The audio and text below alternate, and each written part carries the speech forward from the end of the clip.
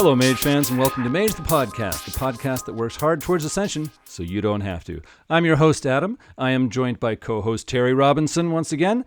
Shih, Shen, Shih, Xian, Shinta. I'm not speaking in a foreign language. Those are World of Darkness terms. East Asia is full of terms that start with SH. If you make a character called Shirley who has the shakes, your storyteller will probably reject the character just to keep her sanity. East Asia is where we're headed today on Tomes of Magic. But before that, Terry, how you doing? Are there any announcements for us? One, I will note that most of those words are at least notionally foreign, but that's the glory of World of Darkness. You're never quite sure, especially when it was done in the 90s. But my only announcement is that I'm super thrilled that we're finally cracking Kindred of the East in the most indirect way humanly possible by not reading the core book, but by going straight to a supplement that was released for Vampire the Masquerade during the Year of the Lotus, only after we had gone through the rest of Mage in our ever-increasingly inaccurately named Tomes of Magic series. Definitely. Well, today we're looking at Demon Hunter X, which covers Strike Force Zero. There are so many X's and zeros in this book, it looks like tic-tac-toe. It came out in 1998, written by Jim Moore. It clocks in at 110 pages, and Demon Hunter X is kind of a mouthful. Terry, what would you name this book? I would call it Demon Hunter X. We're so cool, we italicize Shen literally every time.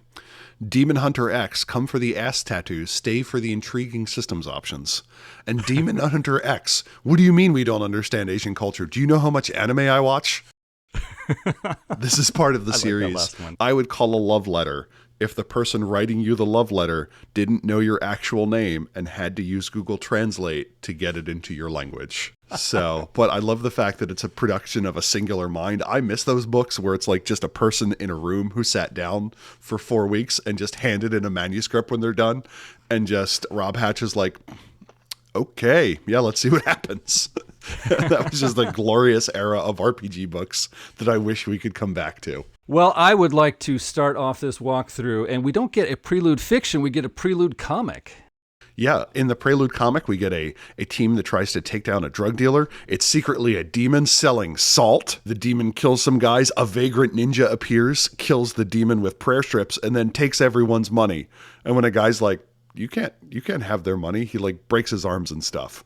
It was written by Jim Moore with the help of Jim Moore. As I mentioned, again, singular vision. This came out in 1998. So in Mage continuity, this is when Orphan Survival Guide, Digital Web 2.0, and Technomancer's Toy Box is coming out. The cover just shows a guy with an odachi or a tachi or something bigger than a katana that's cleaving a dude in half. And the dude kind of looks like a bat. The lady on the back either has an ass tat or has been the victim of a terrible prank. And as I mentioned, this is part of Year of the Lotus. And I don't know what else one needs to say. What did you think of opening with a comic? Yeah, that was a bold move. Not expected, but I think it plays into the cousin of anime, which is manga. When people get excited about pulling Japanese themes into role-playing games, they often start piping up, I saw this anime, I saw this manga, what if we made our own manga? We can do that, let's totally do that. And I think that's what we got in this book. But, you know, the energy is there, it is fun. When it comes to the comic, as a role-playing fan looking at this, I saw it as a very basic, action-packed comic. It wants to give you the basic introduction to the two main character options for this book and let you know there's action in this book. That guy with a sword on the cover, yeah, we weren't kidding. And it's certainly not. The introduction, it mentions that in the West, monsters are scary, and that in the East, they're scary. But there's a right order of things as long as they do it within limits. The Shih fight the Shen with learned methods, whereas Strike Force Zero is a high-tech Japanese group that have their own notion of balance, which is to say, just kill them all. Not gonna lie, that really seems like the better option. Where it's like, these people kill people in the night, but sometimes they do it wrong. Do we want anyone killing people in the night? No, but we kind of have an agreement, and I live with one, and he pays half the rent, so I really don't want to upset him. Otherwise, I wouldn't be able to avoid the neighborhood I'm in. I'm like, okay. The two groups work separately. The theme of the book is going to be survival. I like when that's the theme of an RPG, because you're like, notionally, the theme of the book, except for like Call of Cthulhu, where it's like, okay, my character died. Time to bring in one of his 17 backup characters. I feel like they all secretly have the theme of survival, but I get it. The mood is desperation, anger, growing horror, and ass tattoos. We have the contrast of the Shih, who have centuries of experience and understanding, but they are dwindling and outnumbered. And then we have Strike Force Zero, which is the crazy guy that in the Western version I would just call him Maverick, and he's here to break all the rules and maybe break a heart or two, but ultimately learn a lesson probably from an older guy who ultimately sacrifices himself. But anyway, I'm just telling you the plot of Top Gun. Strike Force Zero has artillery and money, but they're not entirely sure what they're up against. So reading this introduction, my questions are going to be, will I get a sense of how these groups operate? Will I get a sense of how to integrate them into the game? Will I have any advice or information on how to use these in a game located in the West? And as always, when we grab a book from a different line, what super cool powers can we grab and go, mages are more fun? So what did you think about the introduction, Adam? Yeah, it sets the stage rather well. It gets us ready for the book. By the time I had read the introduction, I was thinking, hey, that monster in the intro comic looked pretty cool. You're going to give me rules for making cool monsters? I mean, for the demon hunters to fight, since they fight the monsters. How dare As you? I was looking through this, I was thinking of the Inquisition or Project Twilight, which were late 90s World of Darkness books about mortals who have some powers and hunt down the monsters. Although those are more Western focused, they are in the same category, so I think of mixing them with demon hunters. Well, I'm ready for Chapter 1. Are we going to get an East Asian version of Bob Schnoblin? Sadly, we do not. But Chapter 1 is entitled The Shih.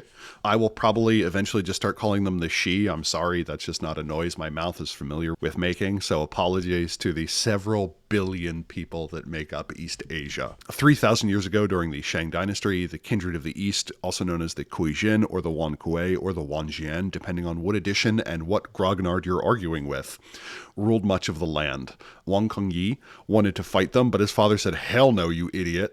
His father's like, in fact, that's such a stupid idea. I'm kicking you out with nothing except for the clothes on your back, the armor that's on top of it, an entire wagon train of stuff, and a mule or two. So he leaves and he's like, oh man, I'm only richer than almost everyone, not nearly almost everyone like I was before, when he discovers that a temple is being attacked by weird night things. And he goes, well, alls I am is the 98th percentile rather than the 99th percentile. I guess I'll kill myself by defending these monks. And then he didn't really die as much as he thought he would. And that's where we discover the first of the Shih.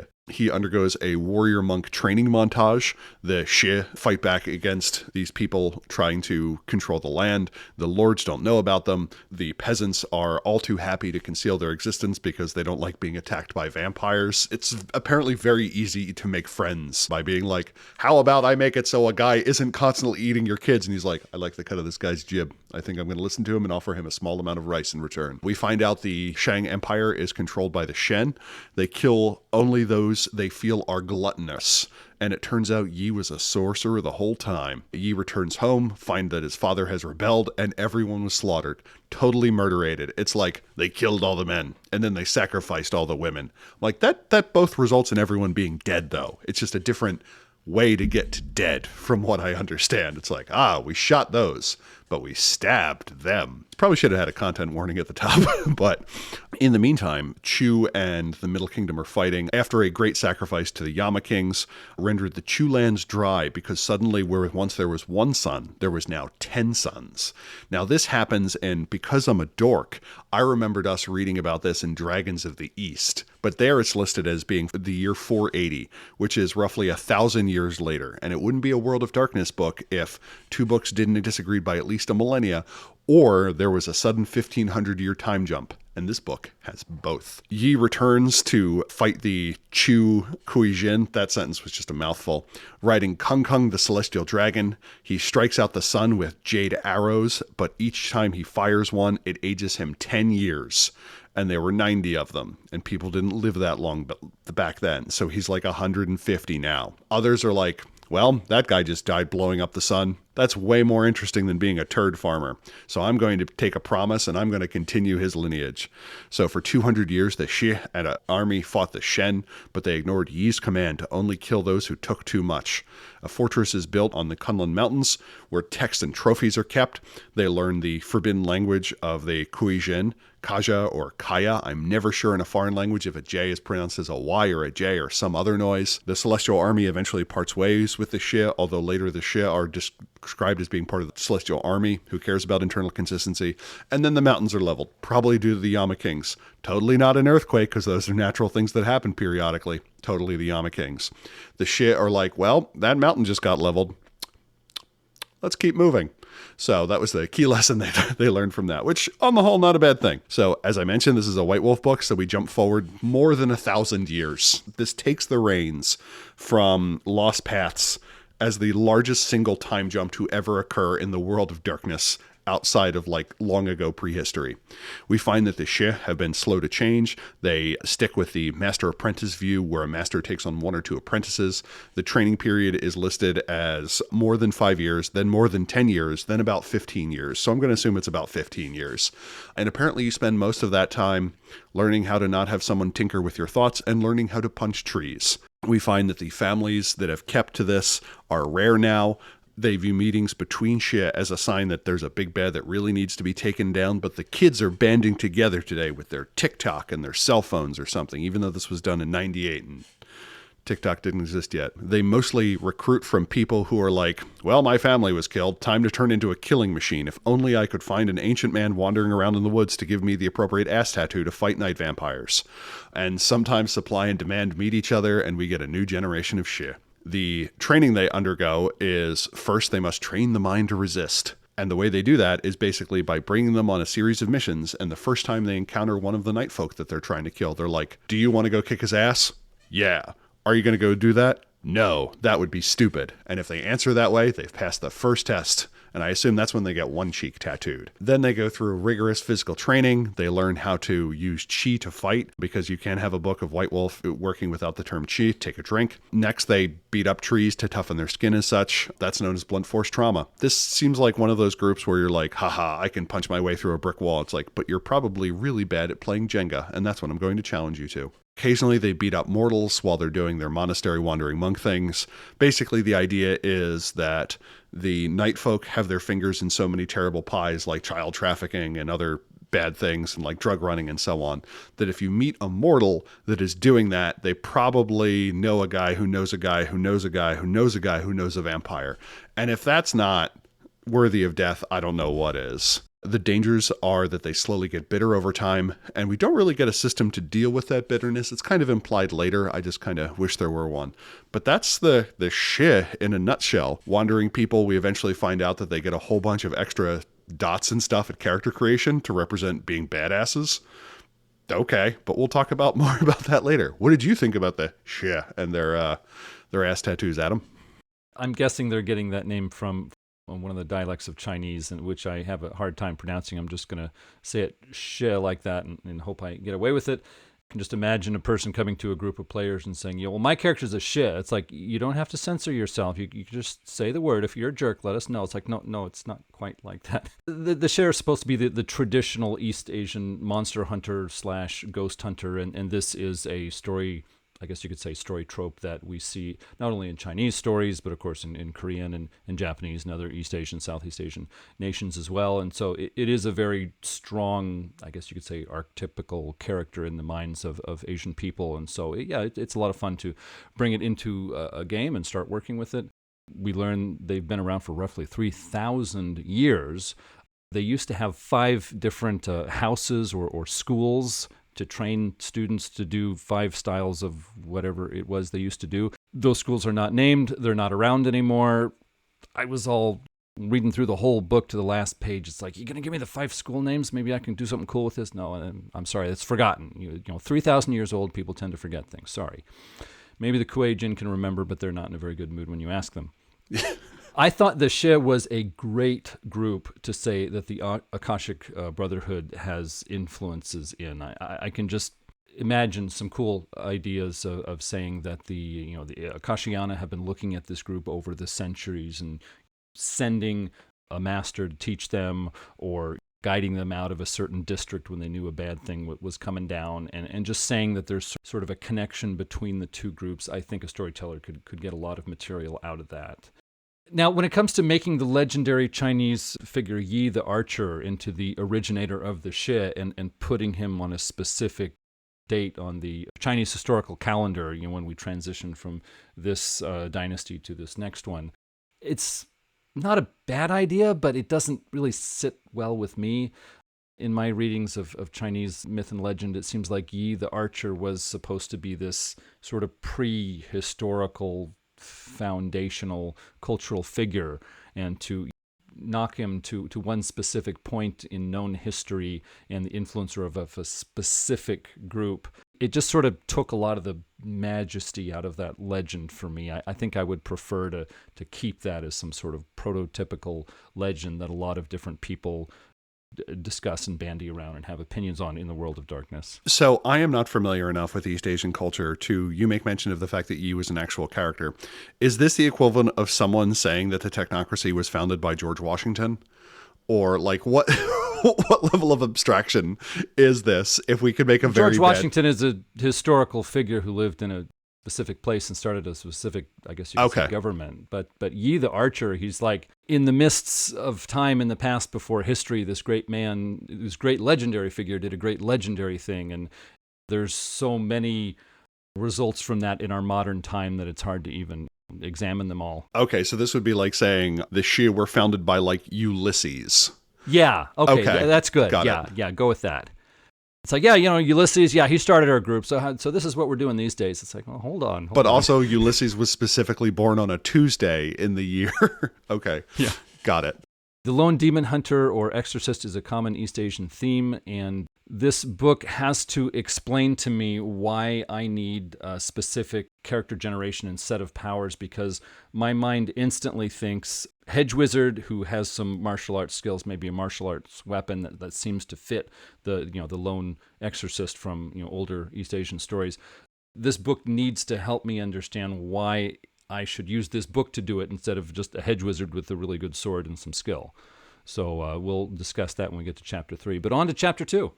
On to Chapter 2. Chapter 2 is entitled Strike Force Zero. We get the history founded by Genshin Okamoto, who met two demons, once when he was supposed to be eaten by one, another time when he wanted to kill one. In another, he learned that the second demon could see the future, and he didn't like it. Demons are a travesty, and his goal is to just murderate all of them. Just all of them. 100%. Hundo, total complete. Desolation speed run. Just get rid of all of them. He was trained as a ninja. He learned to hunt humans, which is always an auspicious start. He was very loyal. He was left in the woods for 2 months before making it back. Something happened. Now, so the thing that always got me about this is when they're like, he was left in the wilderness to find his way back. It's not like they took a jet to drop him off. This was like the 20s. They didn't probably even really have a car. So like he could only be so far from civilization. So when it's like he was out there for 2 months. Oh, what you're telling me is he was really bad at finding his way back. That's good to know. Unless they like dropped him in a hole or something. But they did mention the guy was in Japan. It's like the wildernesses are only so big. However, the bushes get really, really thick. So I think he was more annoyed about having to push through the hedges than the actual distance covered. Yes. I like the idea that he's like, oh, this is hard. I'm just going to wait until winter until all the foliage dies. I'm like, think smarter, not harder, Genshin. But we also find out that he was held by a flock of Tengu. I didn't know flock was the collective noun for Tengu. Like if someone said like, oh yes, we have a flock of vampires, I would be much less intimidated by them. Kind of like the collective noun for wizards should be an argument or a disagreement of mages. But that's just me. So the Shen of Japan were fighting the Shen of China during World War II. And just a reminder, every time the word Shen is used in the book, it's italicized. Gaichin was sent to assassinate someone. They were bedding a demon who turns out to be a Xian in this case, which is kind of listed as the changelings of East Asia, but as everyone who's ever read the book will make clear to you, they have nothing to do with the changelings we have in the rest of the world of darkness. It's just kind of a vague analog. It's like saying that like the Jinn are the demons of Persia, and you're like, no, they're spirit things that interface with mortals and kind of trick them with a certain degree, but they are epistemologically and cosmologically wildly different things. So just to clarify that. And with that said, there's a good chance Adam and I will read Land of 8 Million Dreams, but that's neither here nor there. The Xian uses crazy Hessian mind powers. while bedding this person, to hold the person in place and be like, no, you don't get to kill this guy. I get to kill this guy. And she mentions a premonition of what is going to be the dropping of the nuclear weapons on Hiroshima and Nagasaki, holds them in place, incinerates Masahito, this person who has betrayed Japan, and Genshin is now aware that the world is bigger and darker than he once thought. You were literally a ninja. You killed people in the night. And for you to go, whoa, the world is dark. You hunted people for sport. I don't think you get to claim that the world is dark. It's like when a billionaire becomes a millionaire and is like, yeah, it really makes you think. I'm like, no, it doesn't. You still have more money than anyone. Anyway, so apparently at the 17th annual ninja conference in post-war Japan, all the ninjas got together and are like, right, we can't hunt people for sport anymore. Now we have to become business magnates. And they all just nodded because that was naturally what was going to need to happen. And Gaichin becomes the president of the Dynamic Technologies International. They secretly research cloning, cybernetics, and wetware. All of this funds, dun dun dun, Strike Force Zero. 50 agents are initially given a license to kill. This extends to famous friend of Japan, China, and famous friend of Japan, Russia. That is said ironically because it is odd that these other nation states would just kind of allow you to have the right to kill people on their soil. Nations notably resistant to letting people not from their country arbitrarily kill people in them. Just kind of one of the defining features of the nation state. Strike Force Zero also kills bad people who do human trafficking, kind of under the same logic that they're associated with the Shen. It's only 9 years old. They have a very high turnover rate. They started out with disgruntled cops and soldiers who lacked creativity and emotional resilience. I just love the idea of your group going up against this like hard-bitten Central American drug war survivor soldier group, and one of your mages are being like, your shoes look stupid and your parents never loved you, and all of them just kind of like collapsing to these bubbling things. He's like, he's right. It's established in the setting. Now they recruit from the unemployed and from universities, which they describe as goobs. I think this is the first canonical time the word goob is used in the World of Darkness, and I'm here for it. They find these recruits to be more open-minded. They also recruit from the underworld as well as people who are doing time in prisons. To join them, you have to be legally dead. Luckily, they will do the legal deading for you. That was ambiguous when they first brought it up. And if so, they're like, oh, I'm applying for a job, but I can't because I'm apparently already legally dead. And they're like, have I got a job for you? Then they give you a medically enhanced makeover, which I could only imagine as a birdcage style montage. They give you an hour to decide if they want to join. And if you say no, they give you chemicals. And apparently that makes you forget. I'm like, I'm good. I'm glad we have anti-memory chemicals. And then they just kind of kick you back out. But if you say yes, you get a Men in Black montage where they show you how the world actually works. There's this brief aside about how they are then organized. They are in groups of 5. They all get a military rank. They get paid really well. They pick a specialization. You can be the computer hacker, the demolitions expert, a stealth expert, a driver, or a research expert. And each of them has a term: the cyber rat, the bombardier, the thief, assassin, or cutthroat, the pilot, and the snoop. You go through extensive mock testing to figure out who can lead the best. And they just want to kill everything. They're willing to kill the Shinta, which is kind of a term for mages, which they think are powered by demons. I don't know if that's specifically a term for Infernalist or just all mages, and they just kind of assume that all mages are powered by demons. Teams should be able to face down any threat independently. They also have access to a big-ass library. Who doesn't like a big-ass library? They are given a sample case file to see what they can assemble. They are then graded on how well they do, which I actually thought this was like a super cool thing to introduce into a mage game. Like you have technocrats where it's like, hey, we're going to send you through this mock exercise, see how much that you can dig up. We then get extensive case files where it is revealed that the secret power of Strike Force Zero is the fact that they are all amoral sociopaths. We learn about the Hungry Dead, suggesting that they control cities, that they are easiest hunt during the day, that they can apparently have children. We learn about the Kumo, or the goblin spiders. They are hard to kill. When you poke one, they erupt into a cloud of spiders and they can regrow quickly. We learn about werewolves, who are subject to silver. It makes mention to a 500 amp taser. That is literally tens of thousands of times higher amperage than a normal taser. That's not what you do to immobilize a person. That's what you do to cook a person. So the fact, or just annoy a werewolf. Yes, or merely bother a werewolf. They learn that the Tengu, which I think is the term that is used in the game for were-ravens, are affected by gold. and that aliens exist. Something about the Black Rain. I could find no other reference to the Black Rain. I remember it vaguely as the weird black oil from the X-Files. I don't know if they're mentioning that because they mention the X-Files a lot because it was 1998 and that was the coolest thing going. But yeah, that's the outline of Strike Force Zero. What did you think of SFO, as I kept calling it? The San Francisco International Airport. Yeah, I know. I used to live near there and use that airport many times. So SFO, yeah, I was seeing that a few times. It's like, is that the airport? No, Strike Force Zero.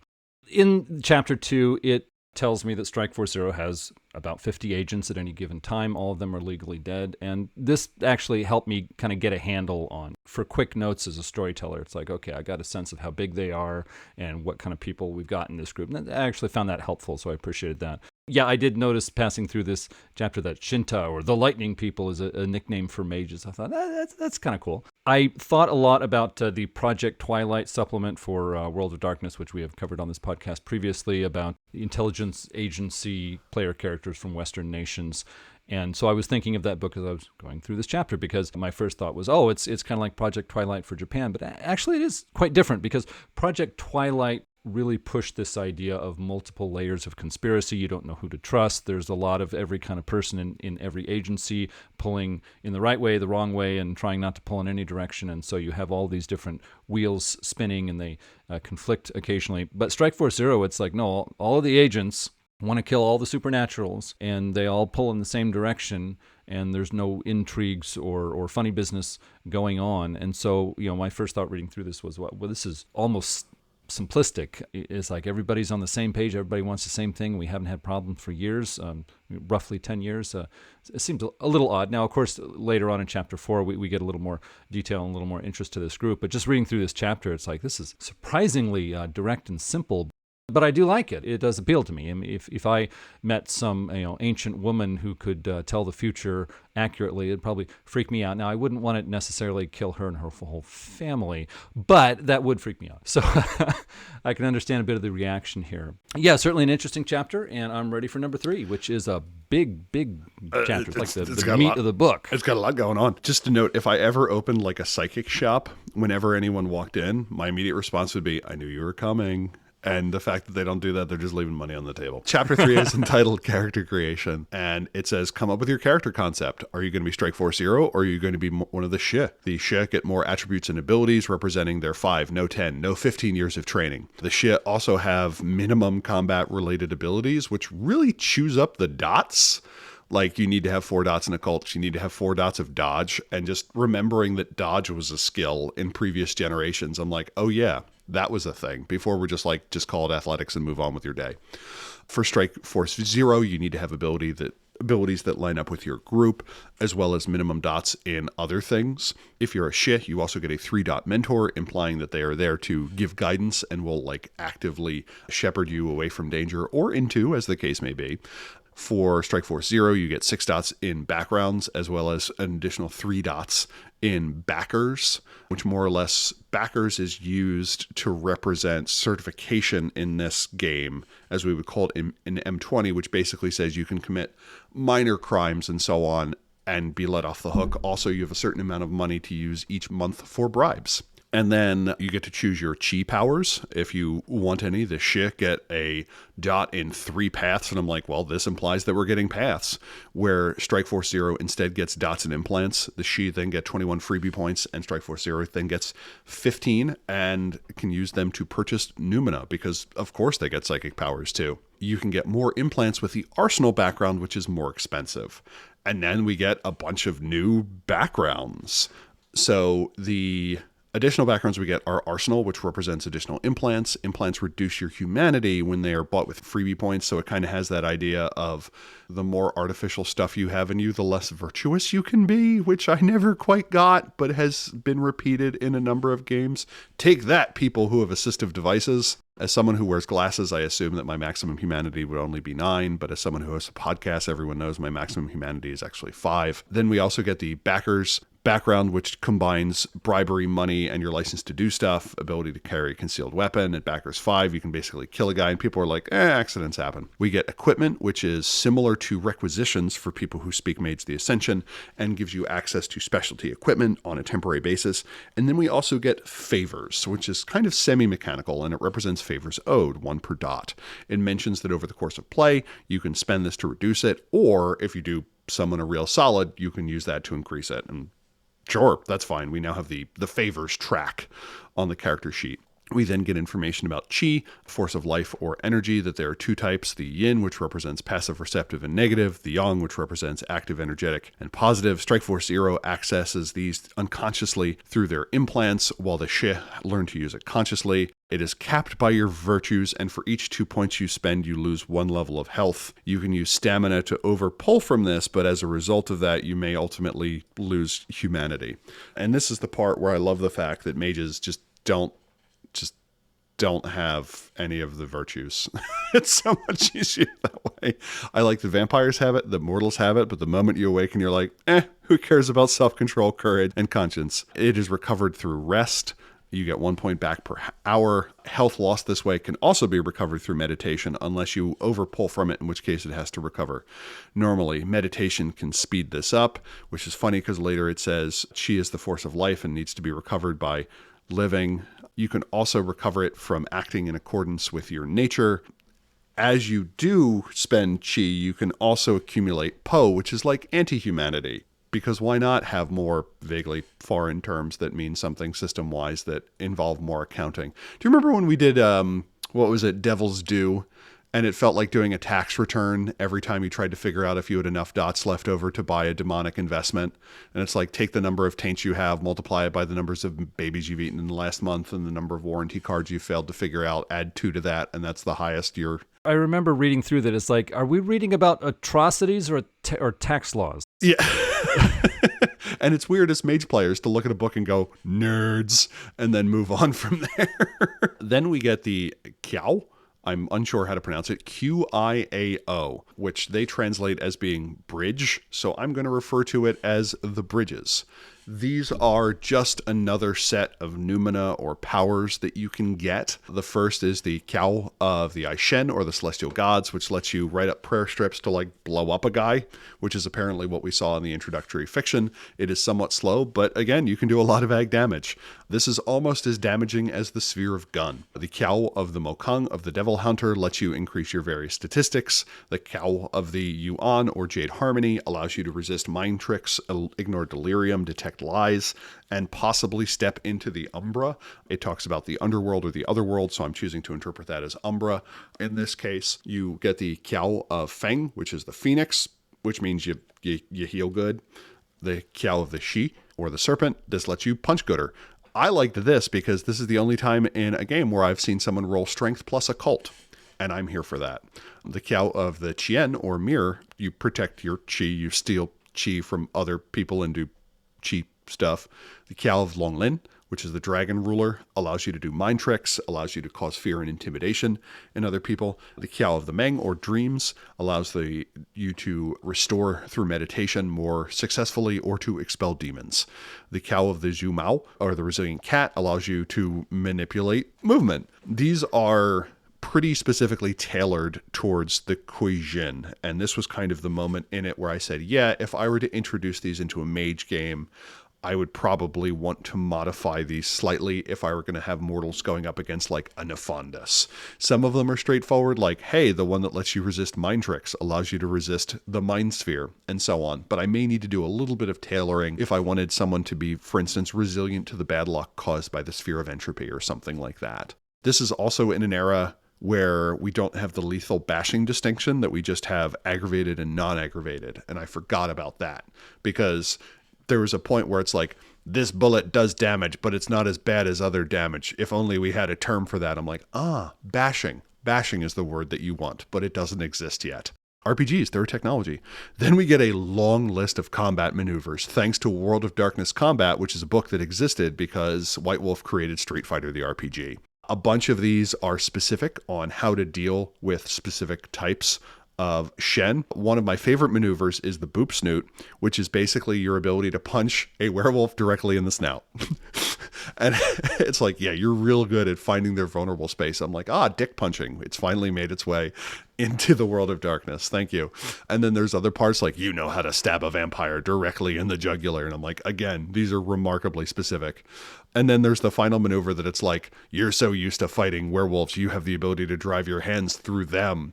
And I'm like, that's just having claws. You've described claws. It has nothing to do with what you're fighting. If you're driving your hands through human flesh like they're claws, you have claws now. But anyway, you can tell that the author enjoyed themselves, or at least I hope they did.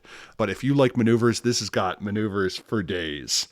We then get 4 new paths of Numina. We get Cyber-Psi, which lets you access computers and break encryption. We get Necro-Psi, that lets you communicate and draw in ghosts. We get Telekinesis, that lets you like lift stuff. I guess that one's not new. And then we get Cyberkinesis, which lets you do computer stuff, but like far away. We then get enhancements. Enhancements are the things that you get from the implants from Strike Force Zero. And these are, not gonna lie, pretty cool. Some of them are ridiculous. We get the emotional suppressors that prevent panic. Luckily, mages have no morality, so they don't need to worry about that. You can have gills. You can see in the dark. You have an eye that you can pop out and just leave somewhere and have it record, because that's a thing. We get limb replacements. You can have a pulse cannon. You can get your taser hands. You can get cyber claws, which are different from the hands that are replaced with tiny razors. You can have armor. You can have web shooters. You can have a keypad that just does, it's like, I don't know, computer stuff. And then the kabuki mask, which lets you blend in with other people. Although when I think of the masks used in traditional kabuki or no drama, they are the opposite of what would let you blend in with anyone. But anyway, and then we just get a page on hand grenades. We get a 1-page aside that's just like, here's the grenades. They don't have guns in East Asia, but apparently they have grenades. And those are totally cool. Kids get those going to school each day. It's a big, long list. You can tell that this is kind of designed for fighting various types of night folk. Combat maneuvers are kind of neat. I'm generally resistant to using maneuvers in games. I tend to find that it is both not worth it and overly complicated, but some of these were kind of neat. What did you think about the chapter of all the cool stuff that you get to do if you have an ass tattoo or you're willing to work with a family of Japanese former ninjas? Yeah, chapter 3 was easily the largest chapter in this book, and for me, it's like the tent pole. It holds up the rest of the book. This is what people buy the book for, and this is what makes the other chapters in the book make sense. I thought it was interesting that character creation is not actually mortal tier. A mortal tier is a term that World of Darkness fans use, and it means when you make a mage, werewolf, vampire, etc., there's a certain power level. And when the games were originally designed at the beginning of the 90s, that power level was supposed to be more than regular people. A vampire or a mage is not supposed to be challenged by random street thugs. He's supposed to be challenged by other supernatural beings. And so when you look at Project Twilight, etc., it is mortal tier. It is lower dots for your attributes at character creation, lower dots for your skills. Your powers are assumed to be less powerful than spheres or vampire disciplines or werewolf gifts. And so in this book, the power level is on a par with like a starting mage, that much attributes and skills and slightly stronger powers that you can get. And so I thought that was interesting, because I think a lot of people are going to pick up this book and say, oh yeah, I can take some Project Twilight characters and some Strike Force Zero characters and mix them together and it's all good. And it's like, well, yeah, it might be a fine game, but the power levels are actually different. You might want to do some adjustment there if you're going to mix them together. I thought that the requirements on character generation for both the Shih and Strike Force Zero were more strict than we normally see. In most of the World of Darkness games, it's like at each step of character creation, here's your dots, spend them as you like. In this book, it's like whether you're making, this kind of demon hunter or the other kind, you must buy these things. And so at many of the steps of character creation, they say you get this many dots, but we're going to spend this many dots for you, and you can spend less of them. So the result is the Strike Force Zero characters after character creation are rather similar. And even the Shih characters, they're quite similar to each other because of how we are guided to spend a lot of these dots in character creation. So I think if a storyteller wanted to play with that a bit, that would be justified. It is interesting that virtues from Vampire the Masquerade are used, and it makes sense because this is a supplement of Vampire the Masquerade. So a lot of the powers and systems that we see in this chapter are directly hooked to the virtues. So if you want to drop a Strike Force Zero character into a game and say, you know what, forget the virtues, then I think a number of things in this chapter start either breaking down or just not making as much sense as they normally would. Now, when I got to backers, there's one for the daily yen value for bribes. I was living in Japan in 1998 when this book came out, and those yen values for those bribes are way too low. You're not going to bribe school kids with that money. If you multiply by 10, you get roughly right for 1998. And of course, now we're in the 2020s, so you would want to increase even more than times 10. So that kind of stood out to me. A little more research might have helped, but this is just a nitpick. It's not any game breaker. I recommend using the levels of equipment background as a general rule for what kind of equipment player characters can request. I would also use it as a dice pool to roll against when they request something that the storyteller may not want to give or wants some justification to give to them. It's like, look, how many dots do you have in the background? Okay, roll that against the difficulty I assign, and we'll see if you can get it or not. And that's not suggested in the book, but I think that's a fine way to use the background for Strike Force Zero characters. On page 52, we get this description of what is Qi in this book. Of course, that's the Chinese very ancient concept of like vital energy or vital breath. There's Yang Qi and Yin Qi, on and on and on. The way they describe Qi, I was reading through it, I was like, oh yeah, quintessence, yeah, great, okay. Yeah. And then I read a little further, it's like, no, wait, hold on. It's not quintessence. This is not a mage book. Quintessence, but weird. I can remember from so many books that came out in the 90s, the Chinese concept of Qi was used in so many World of Darkness books that it becomes a quite muddled term in terms of World of Darkness terminology. So as a mage fan, I'm used to Qi being this word that people from East Asia put onto the word quintessence, and they bring their own cultural understanding of mage's quintessence. But reading through these different books, Qi is instantiated many different times as a game mechanic. So storytellers, pay attention. You'll be glad you did. The Shih powers, a lot of them are really focused on combat. And of course, reading through this book, the author was really excited about cool combat scenes in role-playing sessions, and so it's not surprising to see that. A lot of the powers are finely tuned for dealing with East Asian supernaturals, which this book calls Shen. And so if you want to take a Shih and take him over to England and have him fight Western vampires, you might want to playtest a session or two and do some adjustment to that, because these are very focused powers for the East Asian World of Darkness setting of the late 90s and the rules that they built up around that.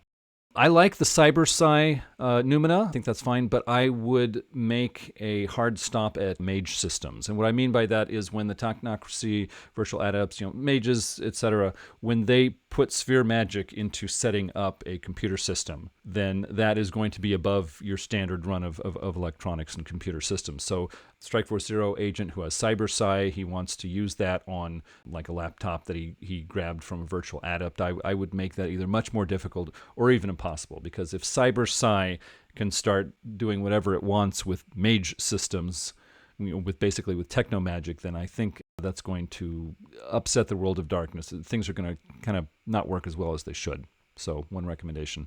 I heard you say Takinocracy instead of Technocracy, and I briefly thought of the Mexican brand of rolled tortilla chips that people think are Japanese, but not. And now I want to introduce the Takinocracy into my games where Hispanic Gen Z and Gen Alpha members are just taking it over with chili lime fuego flavor. That's just me. Sorry. That does sound like fun. Well, the Necropsi is another Numina here, and that's for dealing with ghosts and the restless dead. I would open that up to high Umbra spirits.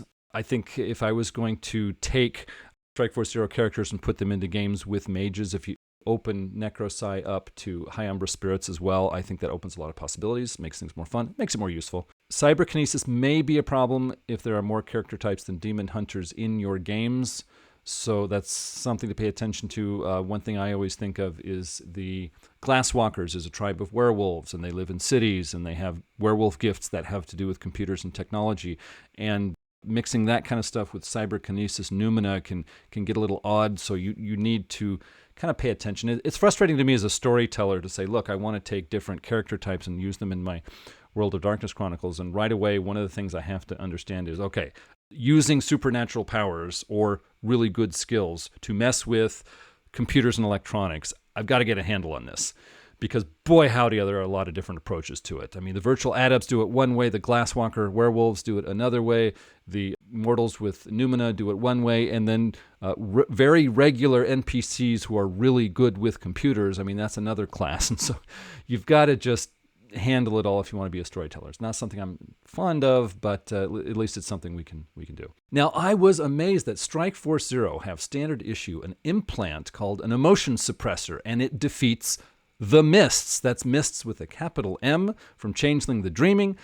This breaks open the world of the Changelings. It just breaks it open in a way that I had not imagined. So all you've got to do is take a Strike Force Zero member, send him to the Dreaming, bring him on back. He's going to tell you all about it. You can take careful notes, and the world of darkness is going to be turned on its head by someone who doesn't even have sphere magic or fairy arts. So that's something to notice there. I'm not trying to piss off all of the Changeling fans listen to this. I'm not saying you should put this in your games. I just thought it was really funny reading through this. Just this casual offhand reference. Hey, this defeats the Mists. Oh, yeah. Good to know. By the way. So, changelings all over the world really hate Strike Force Zero members, and there's a reason for it. Okay, there are 2 gadgets and 2 implants on page 218 of Kindred of the East, and Demon Hunter X assumes that you know this and assumes you're going to drop it in with the gadgets and implants from chapter 3 of this book. So be aware of that. You may want to find a friend who has Kindred of the East and get these gadgets and implants just so you can catch up with the rest of us. And we've got steel foam grenades and web spinners. Instead of killing your opponent, stick them in one spot and then call him names and like get the black marker pen and mess with his face and stuff. And so I thought that was pretty cool and also very useful. It's interesting when you read through a list of weapons. Okay, we're going to kill people with this stuff. And you find stuff like it doesn't kill him, it immobilizes him in a really handy way. It's like, oh, yes, not lethal, but quite useful. Thank you. So I thought there was a nice mix of combat and infiltration/investigation options for Strike Force Zero, and it was nice to see. Well, Terry has worked so hard on this walkthrough, I thought I'd give him a chapter off. I'll take chapter 4, which is about storytelling. The first page is a small paragraph stating this chapter is only for storytellers. So the only people who can listen to this chapter walkthrough are storytellers. Do the players all stop listening? Okay, we'll start off with 2 pages of the truth behind Strike Force Zero. That stuff you read in Chapter 2, all bogus. You can trust it about as much as you can trust a CEO of a high-tech company testifying before Congress. The Japanese government is supporting the strike force, but there's a lot of pressure to shut it down. The force officially started in 1989, but under a different name, it's been operating since 1952. It was an espionage group that helped itself to tech secrets from every company and government operating in Japan since 1952. It took careful notes on the stolen tech and then sold it off to the highest bidder. The tech and the cash was used to start DTI, the corporation that supports Strike Force Zero today. And it must have been a good chunk of change because DTI is one of the largest, most powerful privately owned corporations in the global market in the world of darkness. What founder Okamoto doesn't know or is perhaps unable to admit is since the 50s, another group has been supporting and guiding Strike Force Zero. As I was reading Chapter 2 of this book, I thought Strike Force Zero would be a great group for the technocracy to manipulate. Hooray, I earned a Captain Obvious point. Before Mage 20 revised things, the Zaibatsu was the division of the technocracy that operated in Japan. The Zaibatsu was aware of Okamoto's efforts when he started and saw an opportunity. The Zaibatsu approves of Okamoto's desire to eliminate supernatural beings and keep his organization secret. They have so much confidence in Okamoto that in 1989 they opened the door for the force to work in surrounding Asian nations. Europe, North America, the Middle East, Africa, they still have no knowledge of the strike force. The next section tells us about the Zaibatsu. Although it is a division of the technocracy, it has its own identity. It wants to advance Japan on the world stage and has been busy with paradigm engineering. It has encouraged not only science and industry since World War II, but also science fiction. The public notion that technology will bring a bright future has gone so far that some varieties of technomagic that won't work in other countries will work in Japan. We are told the high-tech tools of Strike Force Zero are actually technomagic that is accepted by the consensus in Japan. That's capital C consensus, a common Mage the Ascension term. 100 years from now, the consensus of other nations will probably catch up. Technocracy leadership outside of Japan is aware of what's happening there. They fear a paradox backlash, but are observing for the present. The Zaibatsu has some resentment against the global technocracy for ignoring them in the early 20th century. The door is open for Mage storytellers to work that into their chronicles. Strike Force Zero members are told other Asian governments support their actions, but actually there's little love for them. Agents usually sneak into neighboring countries and keep as low a profile as possible.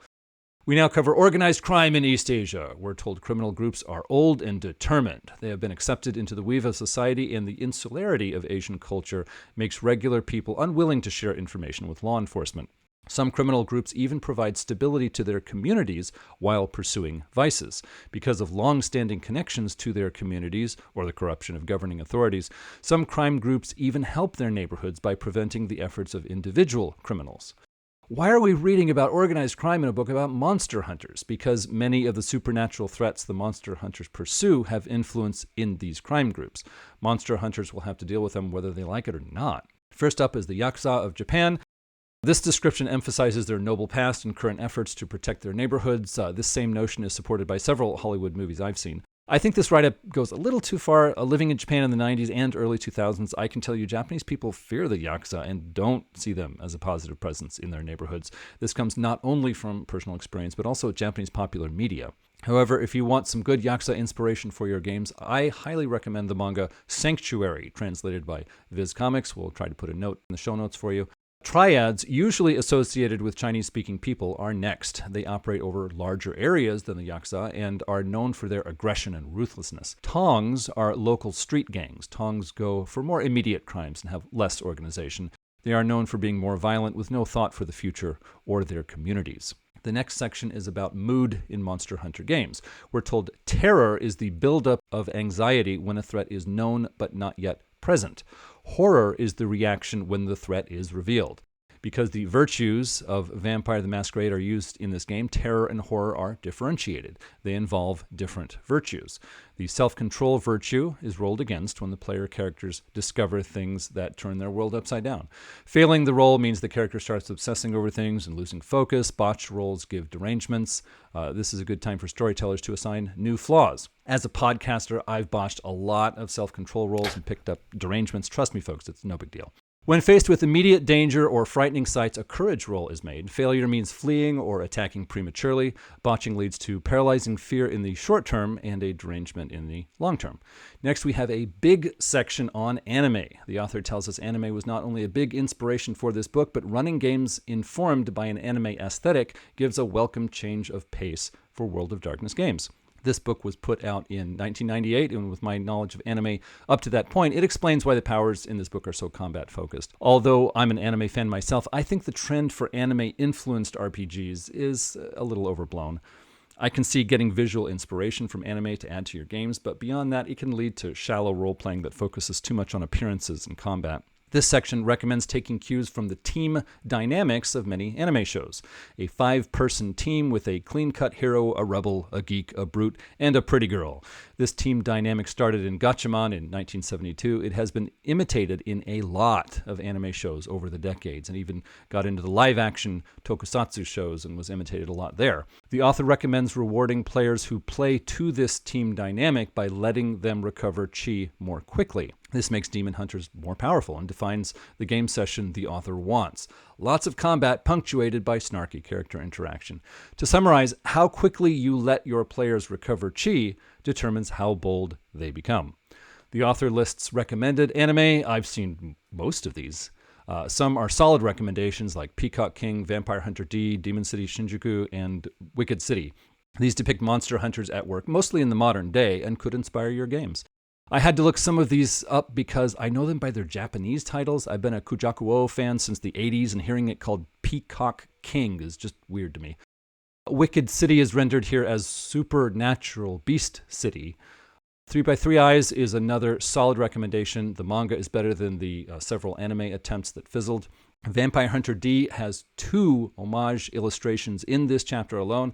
I thought the movie was great, and it got a sequel in 2000. The novels are coming out in English now. I read the first 6, and I recommend them. The author recommends Rotsukidoji, or Legend of the Overfiend. I don't recommend this. It has a lot of rape scenes and other violence against women.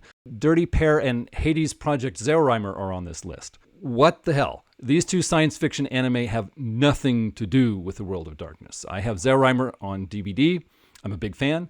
As we record this, Terry is looking at a Zerorimer poster behind me. I don't recommend it for Demon Hunter games. It's like scuba diving and stamp collecting. Some things just don't go together. Finally, why isn't Vampire Princess Miyu on this list? I want an explanation. It should totally be on this list.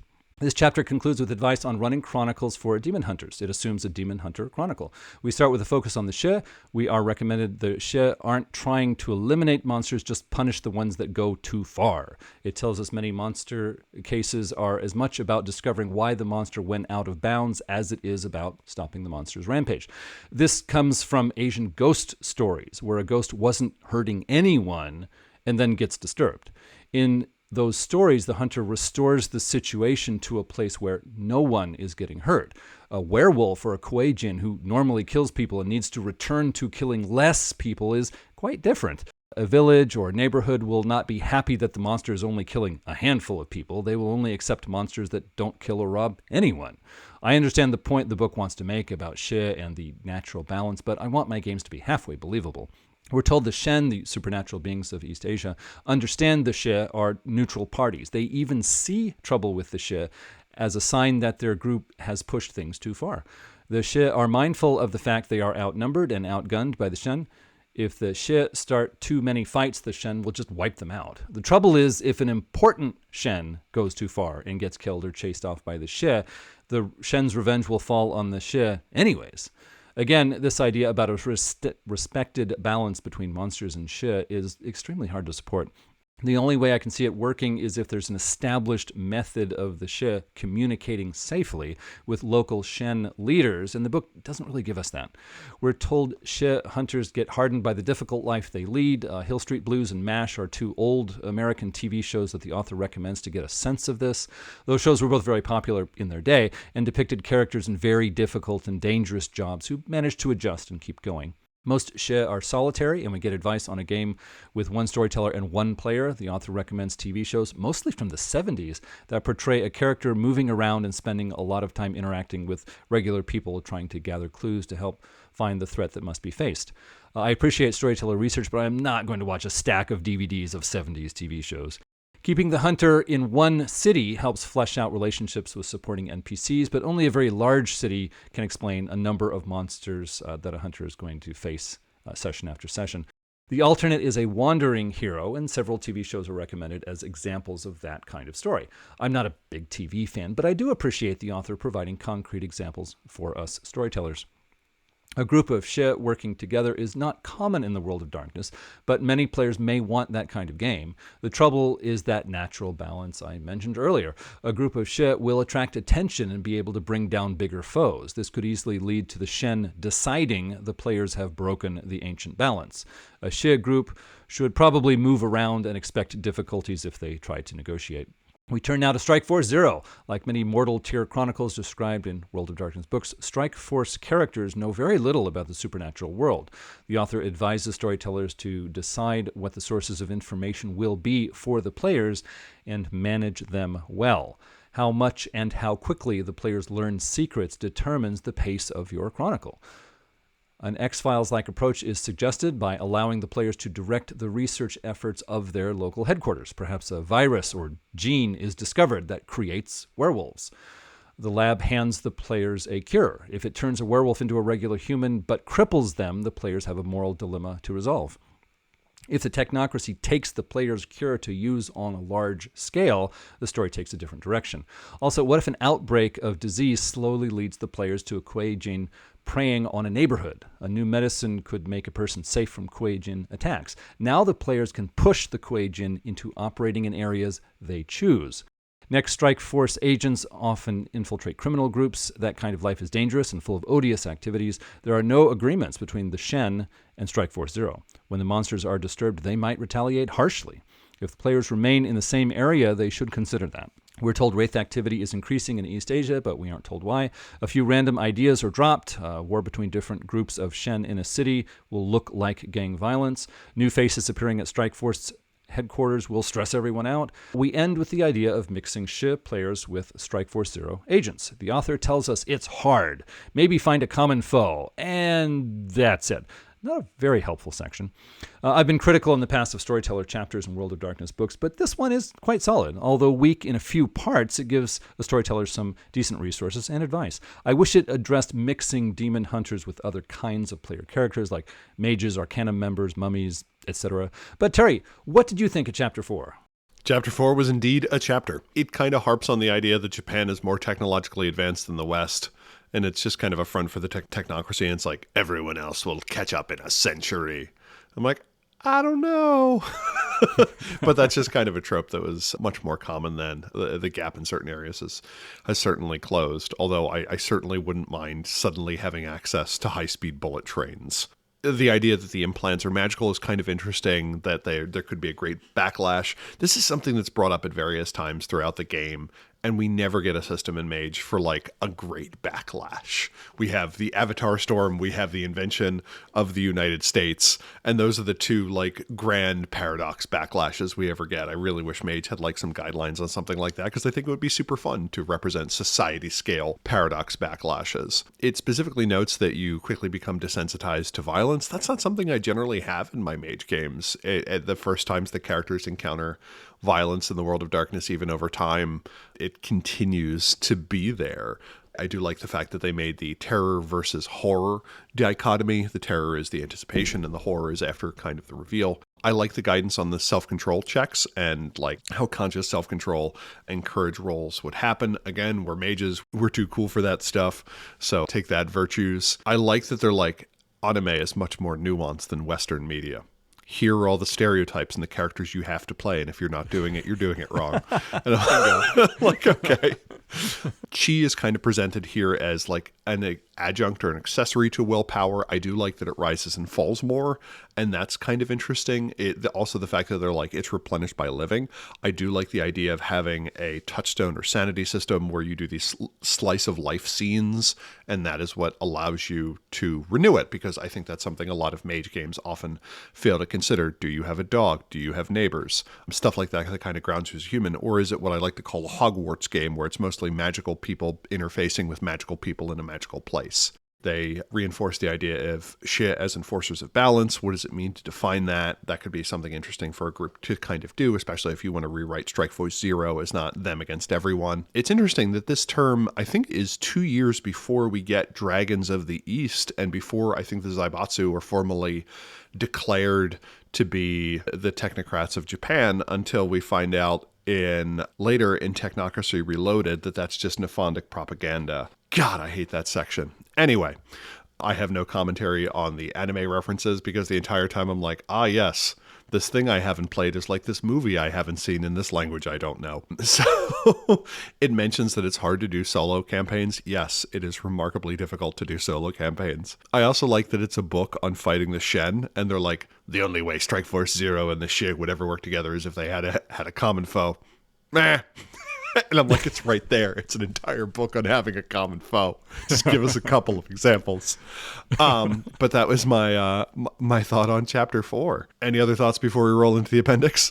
I'm ready for the appendix. So now we have the appendix, where we get Shih characters, none of which are seemingly Shih, because they're like the God Slayer. He fought off 1 million billion trillion demon soldiers with a force of 4 other kind of wizards and 10,000 mortals who were just shitting their pants the entire time, and he was never seen again. He punched God in the jaw, and God said, that's okay, you get 1.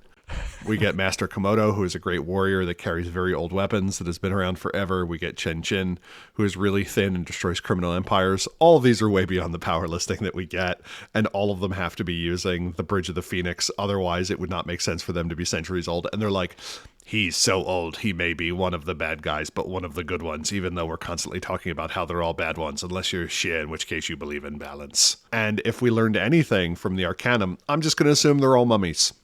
Done.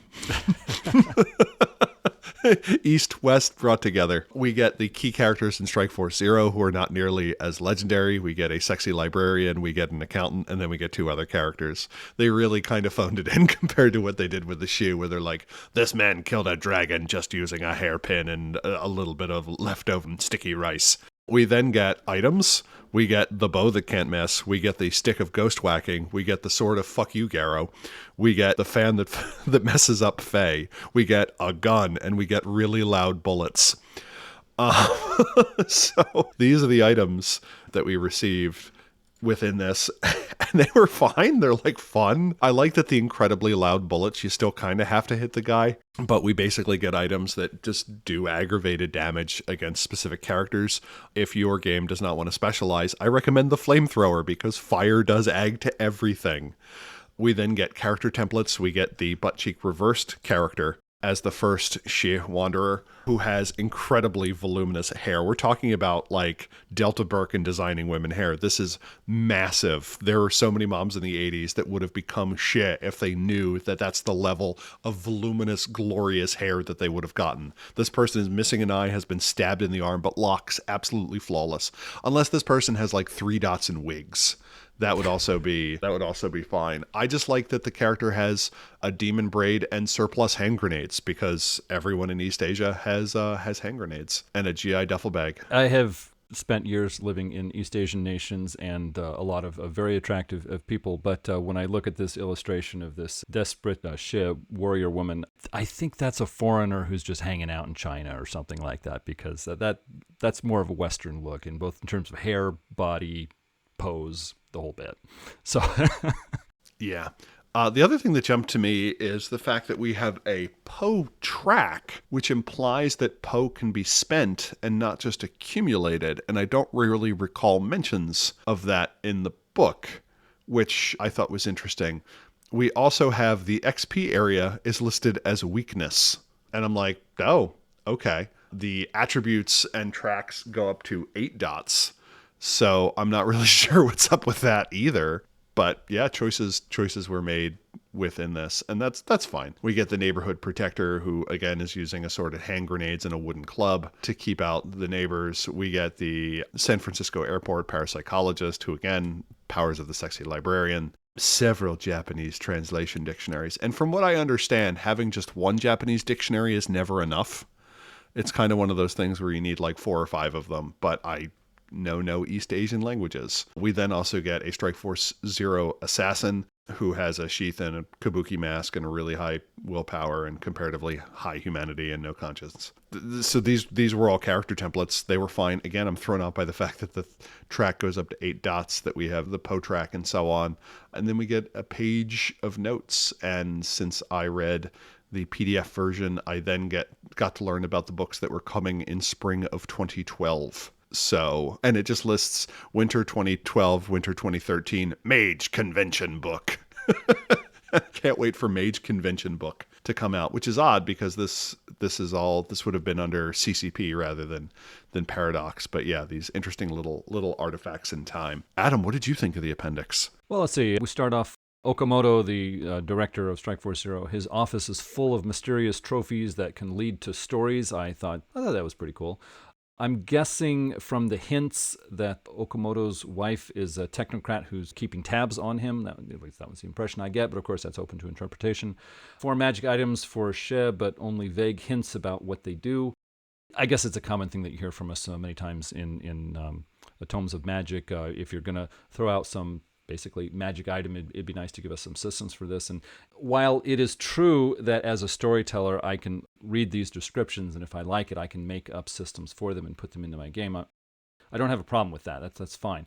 But what I would like to see systems on is simply the fact that as I read through this book, I'm looking at mortal hunters of monsters, and there is a certain power level that they are recommended to have. If they are too powerful, then they wipe out the monsters too easily. The game sort of breaks down, and if they're too weak, they die too fast, and character generation takes a long time in World of Darkness games, so you don't want the characters re-rolling a new character every session. So when you give systems for these magic items for the Shih, as a storyteller, it helps me to dial in the power level. So if I want to make, adjust them or make more of my own magic items, I have a sense of how powerful should they be. And that's why I would appreciate systems behind these items. But basically, looking them over, some standard stuff, I thought the fans of Ma Yi Yuan sounded really cool. They are powerful against the East Asian sort of fey creatures, and they can both attack and defend, and I thought that was very cool. I'm probably influenced by the fact that I've seen a lot of 70s martial arts movies coming out of Hong Kong, and the fans are used as suspiciously potent martial arts weapons in those movies, but still, they look darn cool, and I wouldn't mind dropping a few into my games.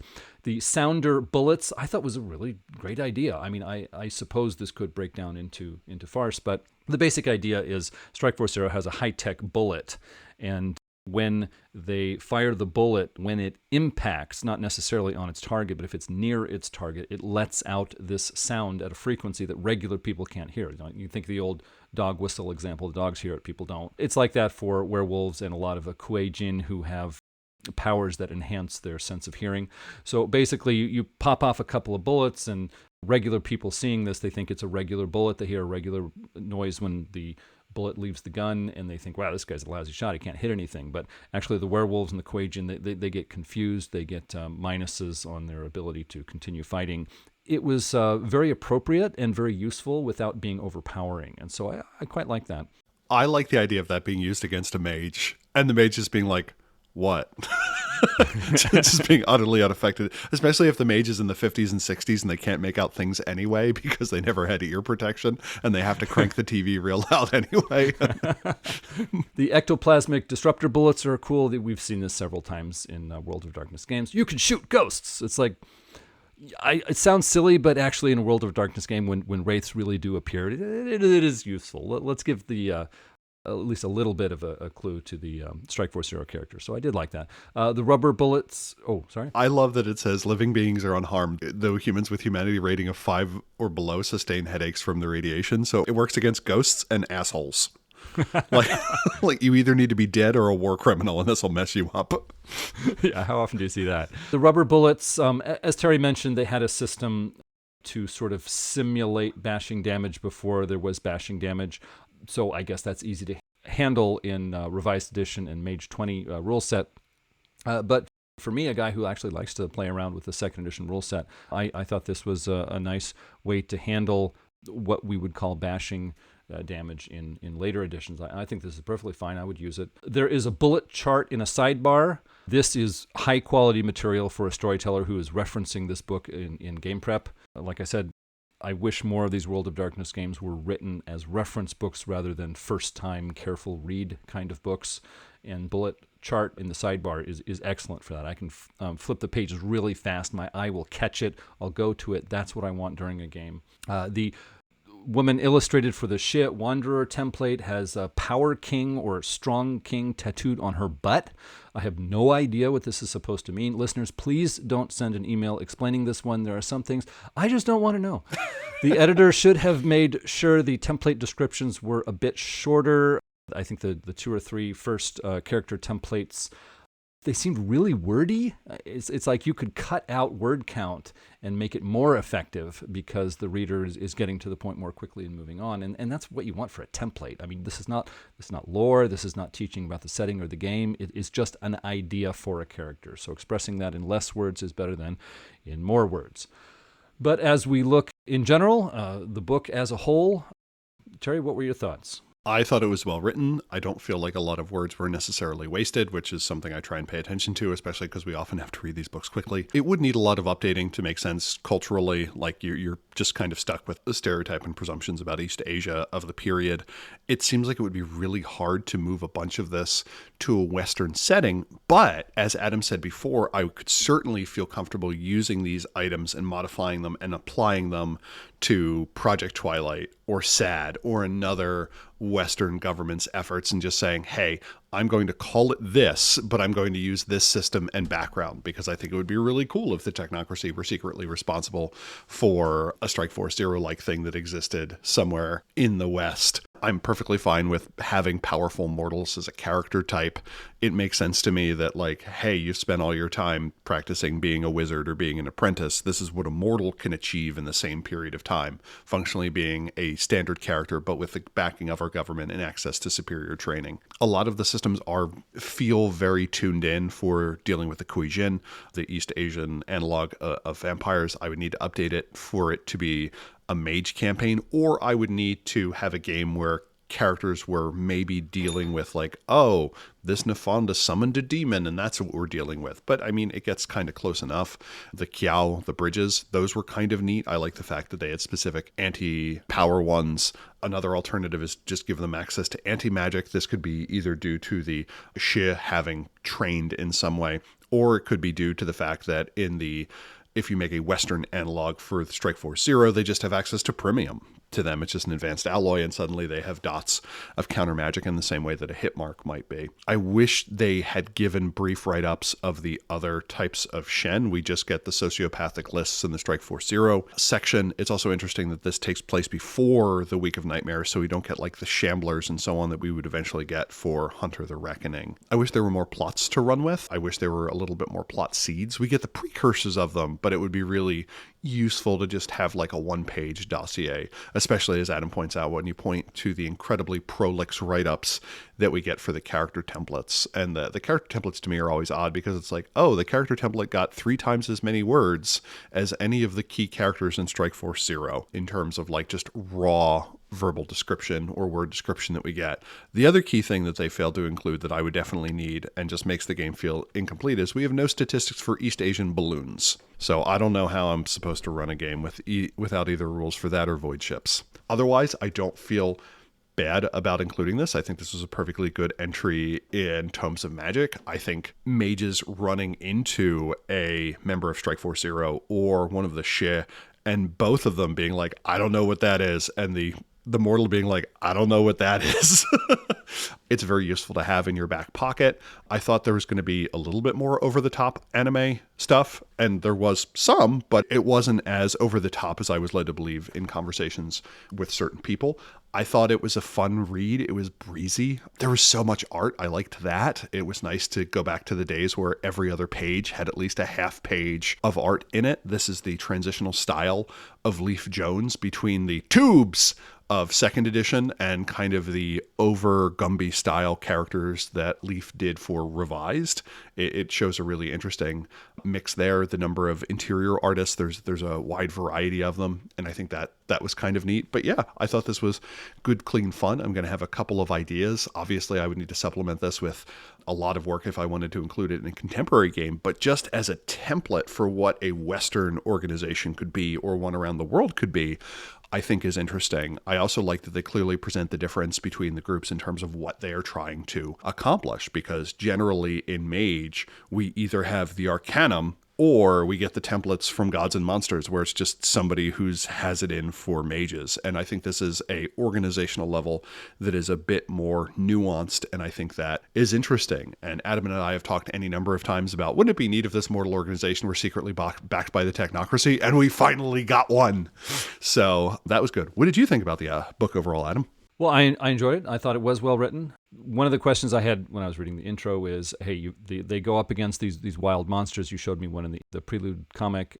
You going to help me make any of those? No, they're not. But I was talking to Terry actually before we recorded, and he said, hey, the Henge yokai, the shapeshifters of were creatures of the East, look at that. Well, on page 118, they have a list of monster powers that work. They're East Asian in flavor, and they explain how they work. And, I got to be honest, that's really all I need. I can take some basic stats from, creatures, bygones, whatever, in Mage books. I can get this list of powers from page 118 of Henge Yokai, and I'm good to go. So I'm not going to complain about lack of monsters. I've been taken care of. Mages are presented with factions they can manipulate by providing knowledge. This is probably how I would like to incorporate this into Mage. I could say there are Mage groups that are aware of the Shih and Strike Force Zero, and they pass them information, they nudge them in certain directions, and then eventually they reveal themselves, and the two groups get to know each other better, or maybe it's just individuals in those groups that get to know more about the Mages. But still, I like to look at mages in that old, first edition point of view of these are powerful, capable, knowledgeable people who look at the world and they see chess pieces that if they work hard, they can push in different directions. And so to look at these two demon hunter groups as mages, your player character mages could start to influence this and get something useful out of it, and that makes it a lot of fun for me. This book requires Vampire the Masquerade rulebook and Kindred of the East rulebook, but those were pretty popular games. A lot of people had them, and I don't think it's a big ask to say, look, you take the Vampire 2nd Edition rulebook. It's going to tell you how the virtues work, and Kindred of the East has some good opponents and a few gadgets for Strike Force Zero, and you're ready to roll this into your game. I can certainly do that. The two Demon Hunter groups fight monsters, and that's for the most part what we get. Strike Force Zero does have some good backstory, some good elements going on in the shadowy background, but when it comes to the Shih, we have, I gotta say, kind of nothing. In Chapter 1, it tells us they had 5 schools or something, and they did not survive to the present. We don't know anything about them. We just know that there were 5. They're not now. That's all we got. Like, why did they die out? Did a monster take them out? Did they have cool names? Did they disagree with each other? We just don't have anything on that. And I thought it was a lost opportunity. It would have made the Shih more interesting for me. As a storyteller, I've got more to get my fingers into. The Shih only punishing monsters that go too far is just difficult for me. How does a hunter find out if the monster went too far? Asking the monster won't work. They're either not going to answer or they're not going to be honest. People who hired the hunter only know their son is dead. So, is this too many murdered by this monster or just one only? I mean, some World of Darkness books mention the courts of East Asia where different supernatural beings gather together. But assuming the Shih know where those are and can always visit one, it's kind of stretching things. These are supposed to be secret courts. The East Asian were creatures and the East Asian Kuei-jin and Shien, the East Asian Fae, they do occasionally get together and meet with each other. But saying that the Shih hunters stop off every time they're in town to catch up, that's not very secret, and it's kind of stretching things too far. So again, how are the Shih going to know if this monster went too far or only killed one person? Also, the Kuei-jin have a faction. I think they call them Dharmas, but it's a faction inside the Kuei-jin. It's called the Devil Tigers. Going too far is what the Devil Tigers are all about. It's their mission in unlife. So again, you approach a Devil Tiger and say, you went too far. He says, oh, good. I'll have to tell my buddies because they'll approve of that. It's like, no, you don't get it. There's a balance here. It's like, yeah, screw the balance. It's like, what? Screw the balance? I thought, we're ancient Chinese respectable people. We're all about the balance. Devil Tiger's like, yeah, screw that. I'm going to kill you too. So, something to think about. So what about mixing demon hunters with mages? Mages don't use virtues, and demon hunters do. And to be honest, I'm really fine with that. I don't see that as a continuity problem or a headache for a game master. I think mages and non-mages should have different concerns, different ways of looking at things. I like having some rules to enforce characters doing decent behavior. I got to be honest, I've been role-playing since I was a teenager, and even after that, you get players who, they love their action movies, they love their comic books, and they get into these situations where you present them with sort of, a moral consideration. Hey, are we going to kill all those innocent people in the back room? And the guy's like looking at his watch, like, yeah, I'm busy. Yeah, let's kill them and move on. It's like, but that's not very heroic. Think, yeah, screw that. I'm hungry. Let's go. And you're like, if I had some systems where I could sort of enforce on the characters, it's like, hey, look, if you act like a jackass every single time I give you an option, that's going to come back and bite you. And it's like, hey, here we have it, the virtues. It's like, okay, thank you, game designers. I appreciate this. I can use this, and I can keep it from going too far. So, again, I don't think the virtues are necessary for mages. I think the mages they have their head in a different space. They're looking at a different playing field, and they have different concerns. And I not only do I not mind that, I like it that way. So I'm very happy with this. I don't see a problem. If you want to use demon hunters as consors, that is, as strong companions to mages, consider giving them 10 more chi points. The hunter's chi pool is 10 greater. They can stay in the fight longer. Players will feel free to use more of their powers. Demon hunters already start with attributes and skills on par with mages, so why not use them as consors? Let's see, I think that about wraps up my thoughts here. I wish the Shih had kind of more behind them, but it's a fun book. I like the powers. I would want to adjust those Demon Hunter powers to a non-East Asian setting, but I think I can do that. And as Terry said, some of these powers you can just simplify by saying, look, give them this many dice of counter magic, and it's basically the same thing, and it's easier. And at the end of the day, that's not a bad thing for a storyteller. So, Terry, were there any quotes from this book that just jumped off the page? There were. They were legion. And I have two. My first one is, prostitution isn't so bad. In fact, a few Shih have been known to indulge when they run across a little extra money and feel the need to be relaxed. But selling children is a no-no. Glad we get moral and ambiguity in the world of darkness. The other one was, most Shih are adept enough to understand. So this is in the section talking about the Flames of the Phoenix bridge, which is one of the powers where you can spend a bunch of chi to recover health, except for the fact that spending chi costs health, which this section kind of lampshades. Most Shih who are adept enough to understand the principles of the Flames of the Phoenix still hesitate to use them. The draining of life force can kill immediately if performed incorrectly. On the bright side, they'll leave behind a very healthy-looking corpse. And I just thought that was great. And to echo Adam's sentiment, the fact that mages don't have virtues. Feature, not bug. So, what could we possibly read next? I've gotten beyond the part where I say, what are we reading next? Because every time we do one of these, Adams and I are like, well, I found this weird book on a forum that was apparently only 9 copies were released in German, but it looks like it has some really cool Umbrood in it. Let's do that. And Adam's like, well, I was thinking of reading the original Zelda instructional book. That seemed a lot of fun. I'm like, yeah, that's definitely Mage. And then we kind of go from there. Yeah, I have never read Land of 8 Million Dreams about East Asian changelings, which are technically, according to World and Darkness Systems, are not actually changelings. They're fake creatures, but of a very East Asian sort, which apparently have a different rule set. And I gotta say, I'm awfully curious. I like new kinds of supernatural beings that I could drop into a game to, let my players who think they know everything find something new. So I'm certainly curious about that. But we'll look over some options. We'll try to bring something interesting for you, the listeners. I guess we have been kind of leaning on those Year of the Lotus books, but I gotta say they're fun. Well, if you have something to say, please contact us at magethepodcast@gmail.com with your questions, comments, or feedback. Subscribe to Mage the Podcast on iTunes, Google Play, TuneIn, and other aggregators. If you like the show, others might like it too. And if you leave a review of Mage the Podcast, it makes us more visible in their searches.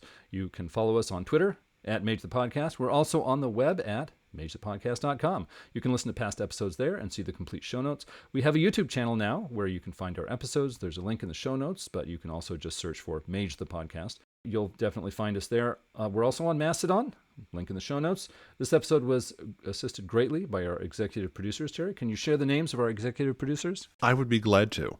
Special thanks to Oracle Ben Bendelow, Oracle Buck Gregory, Oracle Christopher Phillips, Oracle Guy Stewart, Oracle Jay Widener, Oracle Josh Hillerup, Oracle McHale, Oracle Pukuji, Oracle Sean Gallagher, Oracle The Crew of Erebus, Oracle Saint UX Player, Oracle Jason Vines, and Oric Derek Semsek, along with Archmaster Andrew Edelstein, Archmaster Brad the Blue, Archmaster Dan Svensson, Archmaster Leroy Bryce, Archmaster Michael Parker, Archmaster Morgan Aran, Archmaster Nathan Weaver, Wolf Larryson, Alex, Alexia, Ambiversion, Andrews S., Anand Badurfi, Berto, Blaze Hibbert, Blake Ryan, Brandon, Bryce Perry, Bubba the Pale One, Chris Blake, Sin Shodas, Daniel Cuppin, Daniel Scribner, Darren Hennessy, David Roy, Dennis Osborne, Eli Levenger, Eric Schwenk, Fraggerwalk, George Lorick, Gray Trilliga H, Henry Kraft, Hugo the Bog Person, Ia Bull, Jason Kennedy, Jason Briggs, Jason Kennedy, Jay Gatsby, Jeff Bryn, Jen, Jervis Johnson, John Magnuson, Jolyn Andes, Laws and Stuff, Kathleen Halperin, Chris Kinner, Leslie Weatherstone, Manel Canos, Matthew Prohl, Maurice Hopkins, Michael Creedle, Nibero, Neil Patterson, Nikita Klamenov, Oliver Schindler, Patrick McNamara, Patrick Mulder, Pax Cal, Rachel Grace, Ricardo, Richard Bat Brewster, Robarth the Robot, Ryan Stray, Rob H., Ryan Kendi, Samuel Tobin, Sployd, Sev Nessa, Starfish, Stephen Carton, Steve Wynyard, Thrice Great, Tyler, Brian, Vincent Hamilton, Walter, William Connolly, and William Martin. Thank you so much for your support. If you'd like to join them, visit us at patreon.com/Mage the Podcast to find out more. If you would like to become an executive producer for Mage the Podcast, it would help us keep producing episodes like this one. You would also become a part of our own council to discuss upcoming projects. The link in the show notes will get you started. Well, thanks everyone for listening again. Until next time, truth and tell paradox, baby. And remember, when you're a mage, who you choose to let you get an ass tattoo is one of the most important choices you will make during your awakening. Bye.